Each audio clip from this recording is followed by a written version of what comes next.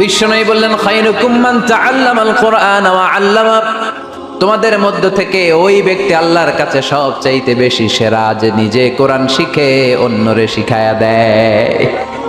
আপনি কোরআন শিখলে আপনি সেরা, আবার আপনি যদি শিখায়া দেন তবেও আপনি সেরা। এজন্য কোরআন শিখানোর চেয়ে শ্রেষ্ঠ কাজ হয় না। আপনি যদি কাউরে শুধু সূরা ফাতিহাটা শিখান, কোন সূরা, ওই লোক যতবার জীবনে সূরা ফাতিহা পড়বে তার একটা পার্সেন্টেজ সওয়াব আমলনামায় আপনার আছে না নাই? আবার ওই লোক যদি কাউরে এই সূরা ফাতিহাটা শিখায়, আবার যারে শিখালে এ যদি আবার আরেকজনরে শিখায়, এভাবে যতজনকে শিখাবে প্রত্যেকের সওয়াব থেকে একটা পার্সেন্টেজ সওয়াব আপনার আমলনামায় দিয়ে দিবে কে? এজন্য কোরআন শিখবো, শিখাবো, শিখবো, শিখাবো। যারা কোরআন জানি না, কোরআন জেনে মরবো।